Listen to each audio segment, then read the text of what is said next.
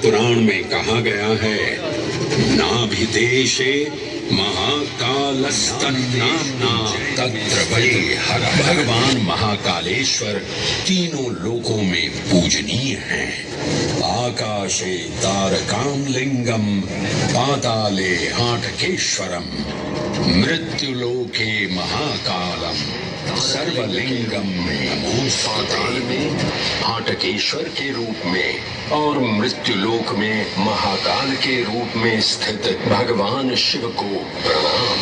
समस्त लिंग स्वरूपों में विद्यमान भगवान शिव को सादर नमस्कार। नाभिदेश उज्जैन का अटूट बंधन है महाकाल के साथ, जो महाकाल स्तोत्र में उल्लिखित है। उज्जयिन्यां महाकालम महाकालेश्वरम हरम, महाकालम महायोगिनम नमामि पार्वती पतिम। तो चलिए मैं आपको कथा सुनाता हूँ इसी महान उज्जैन नगर की। उज्जैन, जिसे संस्कृत साहित्य में अवंतिका, विशाला, कुशस्थली, पद्मावती, कनकश्रृंगा, स्वर्णश्रृंगा, प्रतिकल्पा, कुमुदवती और अमरावती के नाम से पुकारा गया। उज्जैन, जो मनुष्य को मोक्ष प्रदान करने वाली 7 नगरियों में से एक है। उज्जैन, जहां 84 महादेव का आशीर्वाद प्राप्त है। उज्जैन, जिस पर सदा ही कृपा रहती है महाकाल की। यहाँ सतत क्षिप्रा नदी की निर्मल धारा बहती है। डमरू के नाद से मन को आनंदित करती है। और यहाँ का आकाश शिव आशीष स्वरूप है। श्मशान ऊषर क्षेत्र पीठम तू मनमेव च, पंचकत्र न लभ्यते महाकाल पुरद्दते। अर्थात यहाँ पर श्मशान, ऊषर यानी अनुपजाऊ भूमि, क्षेत्र अर्थात पवित्र भूमि, पीठ यानी शक्ति स्थान और मन अर्थात आध्यात्मिक शांति का स्थल, पांचों एक ही स्थान पर उपलब्ध हैं। ये संयोग महाकाल की नगरी उज्जैन की महिमा को और गरिमामय बना देता है। उज्जैन के इस अलौकिक स्वरूप से प्रभावित हो महाकवि कालिदास अपने काव्य मेघदूत में लिखते हैं, हे जलधर, यदि महाकाल के मंदिर में समय से पहले तुम पहुंच जाओ तो तब तक वहां ठहर जाना जब तक सूर्य आंख से ओझल न हो जाए। शिव की संध्याकालीन आरती के समय नगाड़े जैसी मधुर ध्वनि करते हुए तुम्हें अपने धीर गंभीर गर्जनों का पूरा फल प्राप्त होगा। ये संध्या आरती, जिसे कालिदास ने सराहा है, जब सभी देवी देवता गंधर्व यहाँ उपस्थित होते हैं।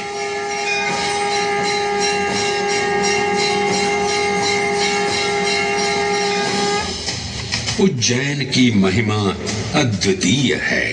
सतयुग, त्रेता युग, द्वापर युग और कलयुग, हर युग में इसका अप्रतिम महत्व रहा है। इस काल यात्रा में सबसे पहले आपको सतयुग के उस कालखंड में ले चलता हूँ जहाँ देव और दानव एकत्रित हैं समुद्र मंथन करने के लिए। मन की आंखों से कल्पना कीजिए, भगवान विष्णु ने कुर्म का रूप ले मंदरांचल पर्वत को अपनी पीठ पर उठा रखा है। सागर से विकराल लहरें उठ रही हैं, मेघ भयानक गर्जना कर रहे हैं।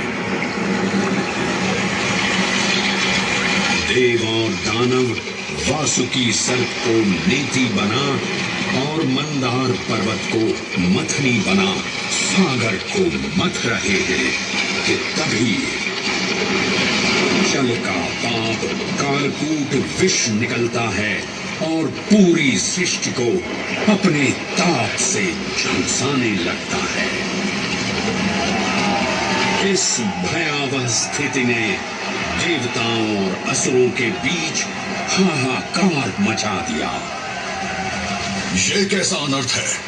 लक्ष्य था अमृतत्व का, पर अब मृत्यु की विकराल छवि हमारी आंखों के समक्ष मंडरा रही है। इस भयंकर संकट से केवल वही उद्धारकर्ता मुक्ति दिला सकते हैं जो समस्त विश्व के परम संरक्षक हैं। तभी सब महादेव की शरण में जाते हैं और पुकार लगाते हैं, ओम नमो भगवते रुद्राय। और फिर तुष्टा महादेव भक्तों की गुहार सुनते हैं, कैलाश से उतरते हैं, विष को अपनी अंजुलि में भर अपने कंठ में धारण करते हैं।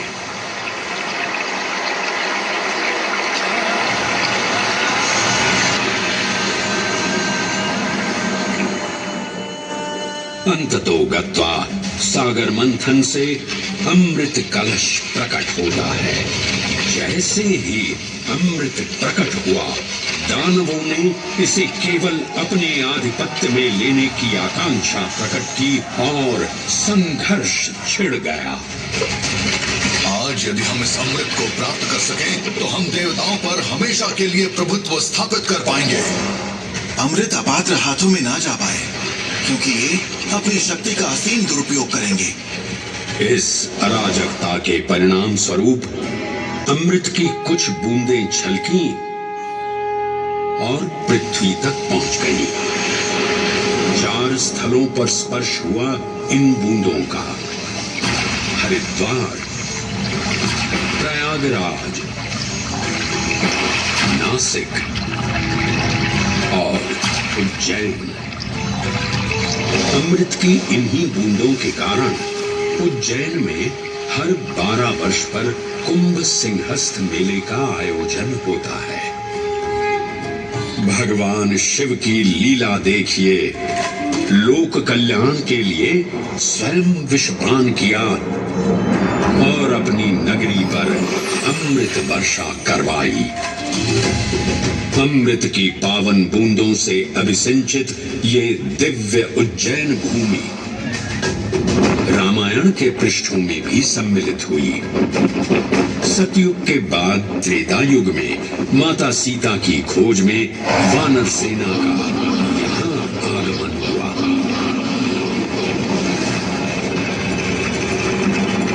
समय की इस यात्रा के माध्यम से अब प्रवेश करते हैं वाल्मीकि रामायण के किष्किंधा कांड में।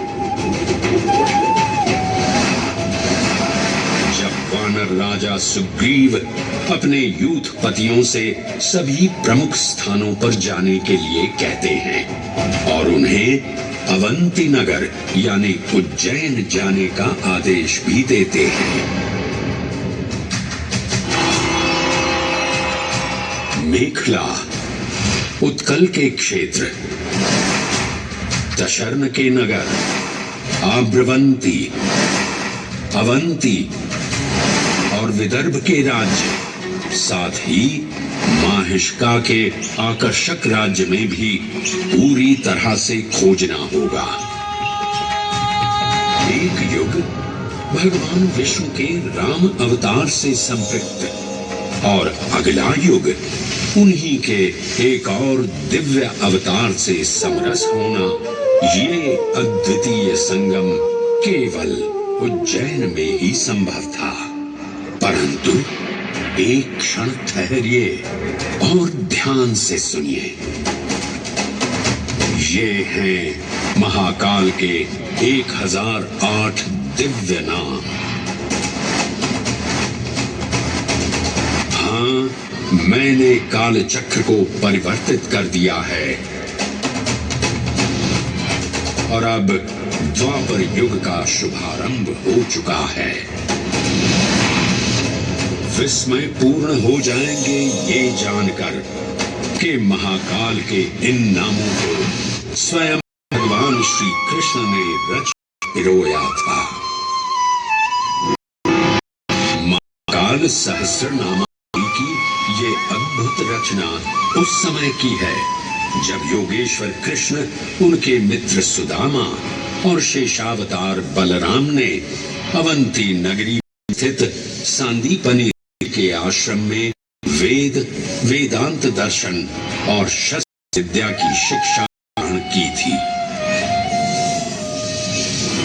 कहते हैं कि भगवान कृष्ण को अवंती ने ऐसा मंत्र मुग्ध कर दिया कि यहाँ 64 दिनों तक रुककर उन्होंने 64 विद्याएं। उज्जैन का संबंध महाभारत से भी जुड़ा हुआ है।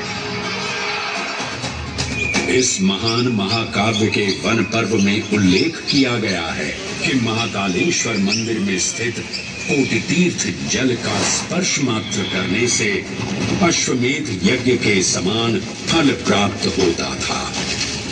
और फिर परिवर्तन की इस अनवरत धारा ने एक नई कहानी लिखी। उज्जैन में उदय हुआ मौर्य वंश का सम्राट बिंदुसार ने अपने पुत्र अशोक को उज्जैन का राज्यपाल बनाया और समय के साथ अशोक के शासनकाल में धर्म का विस्तार हुआ। मौर्य वंश के पश्चात विभिन्न राजवंशों, सम्राटों और नरेशों ने उज्जैन की सेवा की। उनमें से प्रमुख मालवागण और फिर गुप्त वंश ने यहाँ राज कर इसके वैभव में वृद्धि की। उज्जैन ने अपने भव्य तेज से जहाँ महात्माओं और शासकों को आकर्षित किया, वहीं इस नगर पर आतताइयों की दृष्टि भी पड़ी।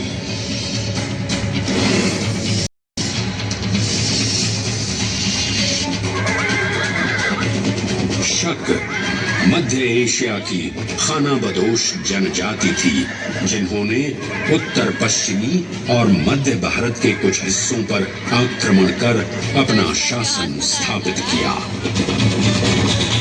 ईसा पूर्व प्रथम